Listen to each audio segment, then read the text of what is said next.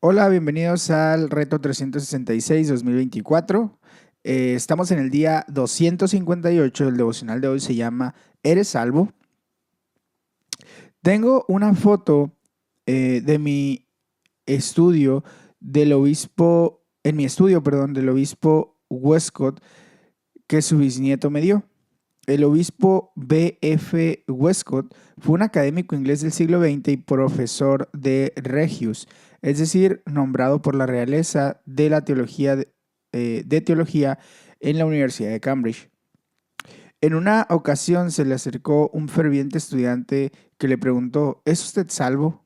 Vaya, dijo el obispo, es una muy buena pregunta, pero dígame, ¿quiere decir? Y luego mencionó tres participios pasivos del verbo griego salvar, indicando que su respuesta dependería de cuál de aquellos tres tenía en mente el estudiante.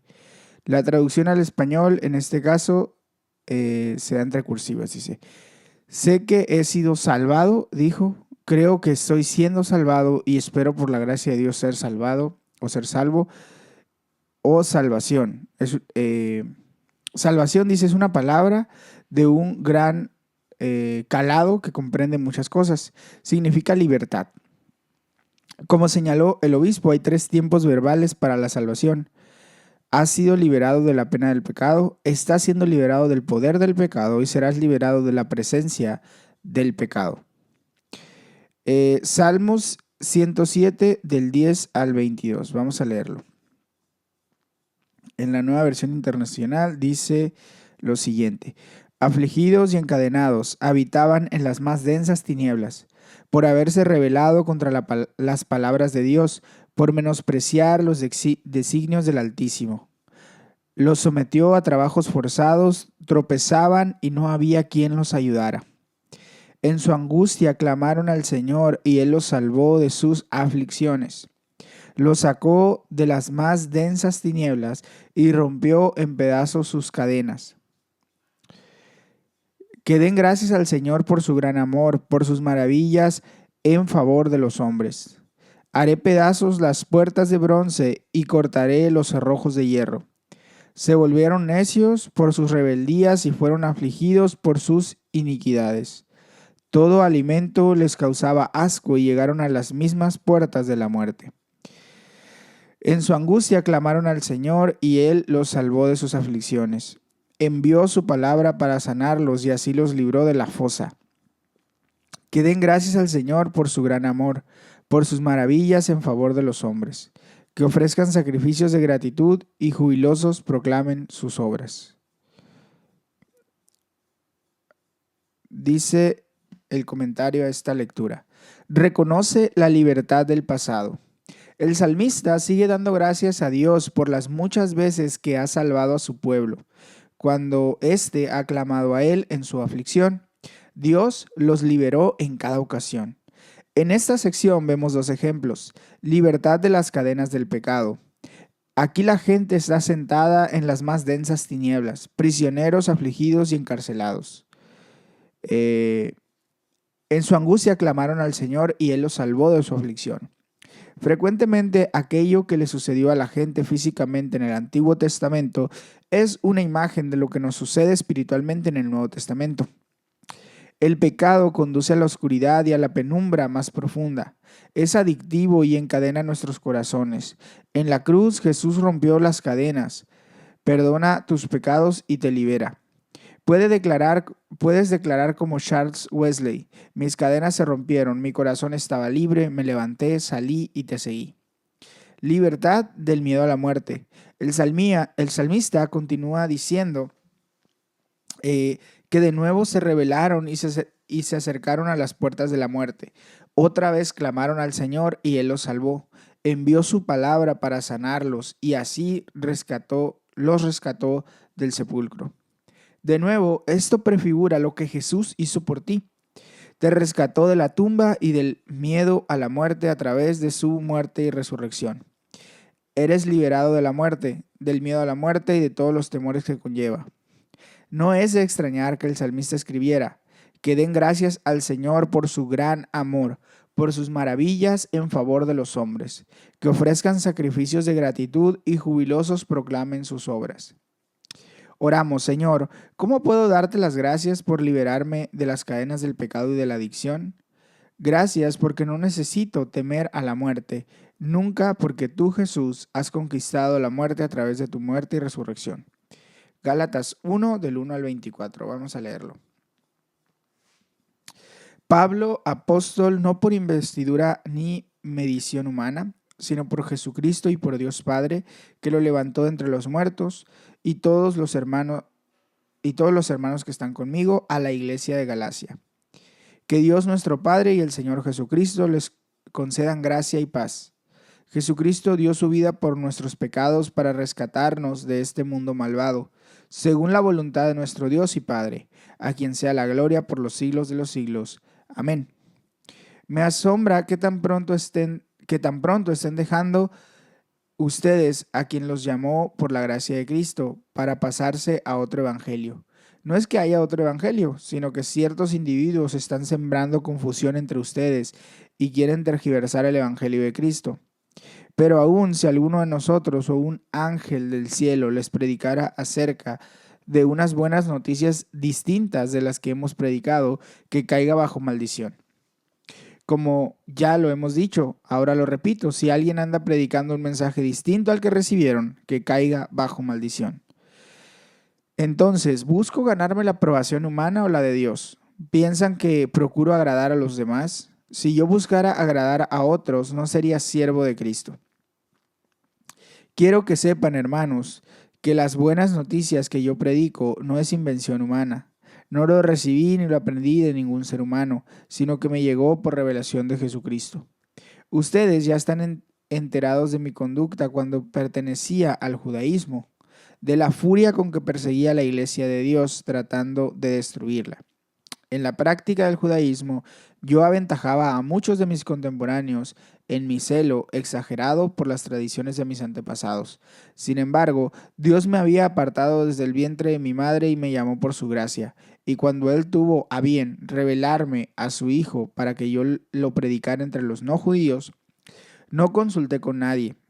Tampoco subí a Jerusalén para ver a los que eran apóstoles antes que yo, sino que fui de inmediato a Arabia, de donde luego regresé a Damasco.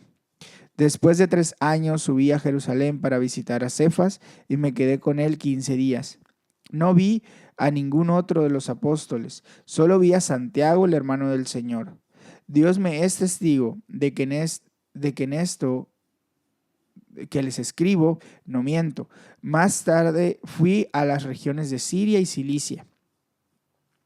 Pero en Judea las iglesias de Cristo no me conocían personalmente, solo habían oído decir, el que antes nos perseguía, el que antes nos perseguía, ahora predica la fe que procuraba destruir, y por causa mía glorificaban a Dios. Vamos a ver el comentario a esta sección. Dice, disfruta de la libertad en el presente. Tu salvación fue conquistada a un gran costo. Jesucristo dio su vida por nuestros pecados para rescatarnos de este mundo malvado. La carta a los Gálatas fue escrita en contra de un contexto en el cual la libertad del Evangelio estaba bajo amenaza. Es una de las primeras cartas de Pablo, posiblemente escritas ya en el 48 después de Cristo. Pablo está ardiendo de indignación porque la libertad del Evangelio está bajo amenaza. La libertad es difícil de ser conquistada y se pierde fácilmente.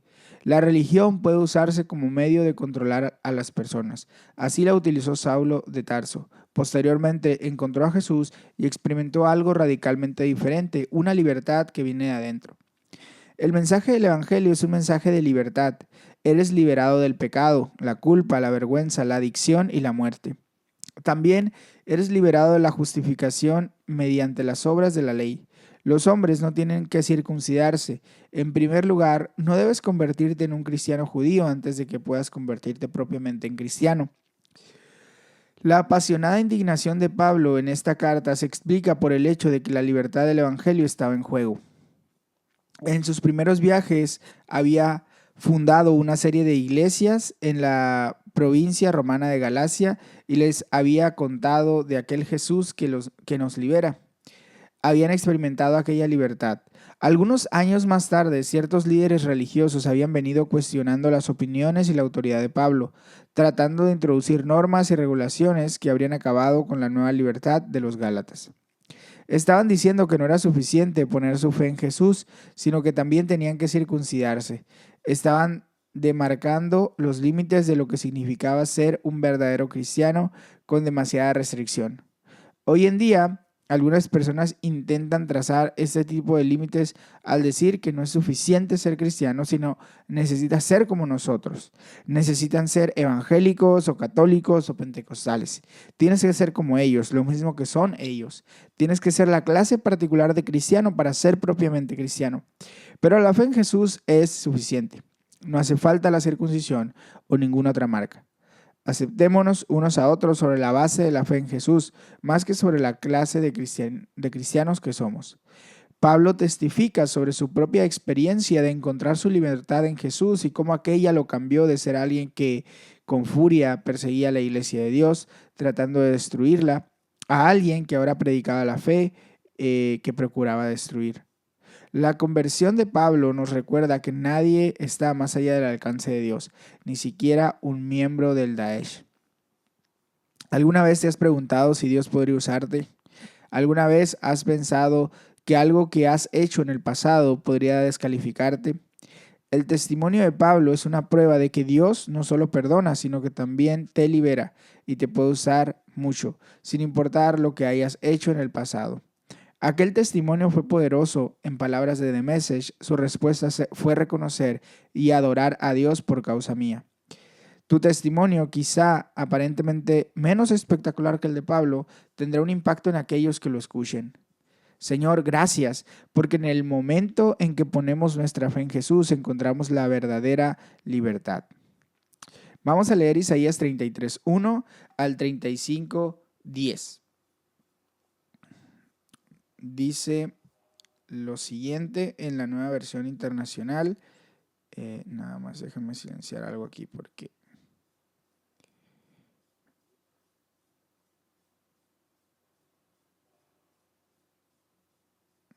Bien, dice así: Ay de ti, destructor, que no has sido destruido. Ay de ti, traidor, que no has sido traicionado. Cuando dejes de destruir, te destruirán. Cuando dejes de traicionar, te traicionarán. Señor, ten compasión de nosotros, pues en ti esperamos. Sé nuestra fortaleza cada mañana, nuestra salvación en tiempo de angustia. Al estruendo de tu voz huyen los pueblos, cuando te levantas se dispersan las naciones. Su botín se recoge como si fuera devorado por orugas. Sobre él se lanza el enemigo como una bandada de langostas. Exaltado es el Señor porque mora en las alturas y llena a Sión de justicia y rectitud. Él será la seguridad de tus tiempos, te dará en abundancia salvación, sabiduría y conocimiento. El temor del Señor será tu tesoro. Miren cómo gritan sus valientes en las calles, amargamente lloran los mensajeros de paz. Los caminos están desolados, nadie transita por los senderos, el convenio se ha quebrantado. Se desprecia a los testigos, a nadie se respeta. La tierra está de luto y languidece, el Líbano se avergüenza y se marchita. Sarón es como un desierto, Basán y el Carmelo pierden su follaje. Ahora me levantaré, dice el Señor, ahora seré exaltado, ahora seré ensalzado. Ustedes coinciden cizaña y dan a luz paja, pero mi soplo será un fuego que los consumirá. Los pueblos serán calcinados, como espinos cortados arderá en el fuego. Ustedes que están lejos, oigan lo que he hecho, y ustedes que están cerca, reconozcan mi poder. Los pecadores están aterrados en Sión, el temblor atrapa a los impíos. ¿Quién de nosotros puede habitar en el fuego consumidor? ¿Quién de nosotros puede habitar en la hoguera eterna?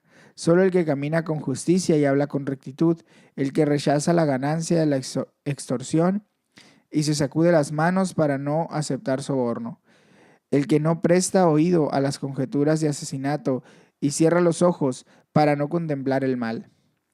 Ese morará en las alturas, tendrá como refugio una fortaleza de rocas, se le proveerá de pan y no le faltará el agua. Tus ojos verán al rey en su esplendor y contemplarán una tierra que se extiende hasta muy lejos. Dentro de ti meditarás acerca del terror y dirás, ¿dónde está el que lleva la cuenta? ¿Dónde el recaudador de impuestos? ¿Dónde el que lleva el registro de las torres? No verás más a ese pueblo insolente, a ese pueblo de idioma confuso, de lengua extraña o incomprensible. Mira a Sión, la ciudad de nuestras fiestas. Tus ojos verán en Jerusalén, morada apacible, campamento bien plantado. Sus estacas jamás se arrancarán, ni se romperá ninguna de sus sogas. Allí el Señor nos mostrará su poder. Será como un lugar de anchos ríos y canales. Ningún barco de remos surcará sus aguas, ni barcos poderosos navegarán por ellas. Porque el Señor es nuestro juez, el Señor es nuestro legislador, el Señor es nuestro rey, Él nos salvará. Tus cuerdas se han aflojado, no sostienen el mástil con firmeza, ni se despliegan las velas. Abundante botín habrá de repetirse y aún los cojos se dedicarán al saqueo. Ningún habitante dirá, estoy enfermo, y se perdonará la iniquidad del pueblo que allí habita. Isaías 34. Naciones, acérquense a escuchar. Pueblos, presten atención. Que lo oiga la tierra y todo lo que hay en ella, el mundo y todo lo que en él produce, y todo lo que él produce. El Señor está enojado con todas las naciones y airado con todos sus ejércitos. Él los ha destruido por completo, los ha entregado a la matanza. Serán arrojados sus muertos, hedor despedirán sus cadáveres. Su sangre corre por las montañas. Se desintegrará todo el ejército del cielo y se enrollará el cielo como un pergamino. Todo su ejército perderá su esplendor, como lo pierde la hoja marchita de la vid y los higos secos de la higuera. Mi espada se ha embriagado en el cielo. Miren cómo desciende en juicio sobre Edom, pueblo que ha condenado la destrucción total. La espada del Señor está bañada en la sangre de corderos y machos cabríos, cubierta está de la grasa de los riñones de carneros, porque el Señor celebra un sacrificio en Bosra y una gran matanza en tierra de Edom. Y con ellos caerán los toros salvajes, los terneros y los novillos. Su tierra quedará empapada en sangre, y su pueblo se llenará de grasa. Porque el Señor celebra un día de venganza, un año de retribución para defender la causa de Sión. Los arroyos de Edom se volverán ríos de brea, su polvo se convertirá en azufre, y en ardiente brea se volverá su tierra. Ni de día ni de noche se extinguirá, y su humo subirá por siempre. Quedará desolada por todas las generaciones. Nunca más transitará nadie por ella. Se adueñarán de ella el búho del desierto y la lechuza. Anidarán allí la lechuza y el cuervo. Dios extenderá sobre Edom el cordel del caos y la paloma de la destrucción. Sus nobles no tendrán allí nada que pueda llamarse reino. Todos sus príncipes desaparecerán. Los espinos invadirán sus palacios, las ortigas y las zarzas, sus fortalezas. Se volverá guarida de chacales y nido de avestruces. Las fieras del desierto se juntarán con las hienas y las cabras monteses se llamarán unas a otras. Allí también reposarán las aves nocturnas y encontrarán un lugar de descanso. Allí el búho anidará y pondrá sus huevos. Bajo sus alas incubará y cuidará a sus crías. También allí se reunirán los halcones, cada cual con su pareja. Consulten el libro del Señor y lean. Ninguno de estos animales faltará. Cada cual tendrá su pareja. El Señor mismo ha dado la orden y su espíritu los ha de reunir. Él les ha asignado sus lugares, su mano les señaló su territorio. Ellos los poseerán para siempre y morarán allí para todas las generaciones.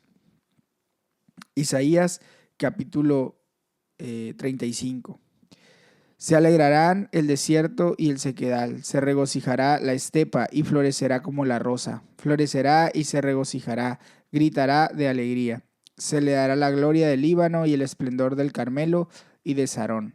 Ellos verán la gloria del Señor, la majestad de nuestro Dios. Fortalezcan las manos débiles, afirmen las rodillas temblorosas, digan a los de corazón temeroso, sean fuertes, no tengan miedo. Su Dios vendrá con venganza, con retribución divina, vendrá a salvarlos. Se abrirán entonces los ojos de los ciegos y se destaparán los oídos de los sordos. Saltará el cojo como un ciervo y gritará de alegría la lengua del mudo, porque brotarán aguas, en el desierto y torrentes en el sequedal. La arena ardiente se convertirá en estanque, la tierra sedienta en manantiales burbujeantes. Las guaridas donde tendían los chacales serán moradas de juncos y papiros. Habrá allí una calzada que será llamada camino de santidad. No viajarán por ella los impuros, ni transitarán por ella los necios. Será solo para los que siguen en ese camino. No habrá allí ningún león ni bestia feroz que por él pase. Allí no se les encontrará. Por allí pasarán solamente los redimidos. Volverán los rescatados del Señor y entrarán en Sión con cantos de júbilo. Su corona será el gozo eterno. Se llenarán de regocijo y alegría, y se apartará de ellos el dolor y los quejidos. Vamos a leer el comentario al devocional sobre esta lectura de Isaías. Dice lo siguiente: anticipa la libertad en el futuro. Aunque haya sido salvo del castigo del pecado y está siendo salvado del poder del pecado, esto es solo un anticipo de una libertad aún mayor, librarse de la presencia del pecado, de las luchas de esta vida. Esperas el tiempo en que conocerás el gozo eterno, cuando el dolor y los lamentos serán eliminados. Isaías pinta la imagen de un desierto quemado, capítulo 34, pero luego se anticipa a cómo el desierto se transformará en un exuberante jardín de manantiales burbujeantes, azafranes florecientes, césped, cañas y ríos que fluyen. Capítulo 35. Al ser llevados al exilio en Babilonia, el pueblo de Dios anhelaba con anticipación y expectante el ser rescatado por Dios y ser llevado a la libertad de Jerusalén. Sin embargo, esta imagen en Isaías 35 es algo mucho más grande que el regreso a una patria física. Esta es una profecía del pueblo de Dios volviendo a su patria eterna. Isaías escribe que volverán los rescatados por el Señor y entrarán en Sión con cantos de alegría, coronados de una alegría eterna. Los alcanzarán la alegría y el regocijo y se alejarán la tristeza y el gemido. Mientras estás en la anticipación de la libertad futura, así como lo estuvo el pueblo de Israel, ¿cómo debes esperar? ¿En frustración, enojado, con incredulidad, en negación, en rechazo? Isaías nos da dos mandatos acerca de cómo esperar. Ser fuertes, fortalezcan las manos débiles, afirmen las rodillas temblorosas, digan a los de corazón temerosos, sean fuertes, no tengan miedo, su Dios vendrá. Ser santos, habrá allí una calzada que será llamada camino de santidad. No viajarán por ella los impuros, ni transitarán por ella los necios, será solo para los que siguen el camino. Allí no se les encontrará, por allí pasarán solamente los redimidos. Sean cuales sean los altibajos de tu vida, trata de levantar la cabeza y mirar al frente. Con el ojo de tu mente puedes mirar más allá, hasta el cielo, cuando pases por luchas, desafíos e incluso tu propia muerte. Está bien anticiparse la liberación de las luchas actuales que experimentarás. Tener en tu mente este futuro seguro te permitirá vivir una vida fuerte y santa en el ahora, incluso en los tiempos de dolor y llanto. Oramos: Señor, gracias porque con tu victoria en la cruz, un día toda la creación será liberada. Mientras aguardo ese día, sé mi fortaleza cada mañana. Pipa añade sobre Gálatas 1:12, sino que me llegó por revelación de Jesucristo. Dice: es asombroso cuando alguien se encuentra con Dios sin intervención humana. Debemos seguir orando para que la gente sea despertada en la noche con una visión de Jesús, en especial si están en alguna parte del mundo donde es improbable que oigan hablar de Jesús. Muchos, sin embargo, se convierten en cristianos después de escuchar a alguien hablar de su fe. Tendremos algunas oportunidades maravillosas para hablar de nuestra fe durante las siguientes semanas en la iglesia. Oremos para que haya gente como San Pablo que pasa de perseguidores a predicadores en pocos días. Hasta aquí llega el devocional de hoy. Te invito a orar y también a meditar en esta palabra. Y recuerda que también puedes compartir este devocional con alguien que consideres que le puede ser de bendición. Que tengas un excelente día. Hasta mañana.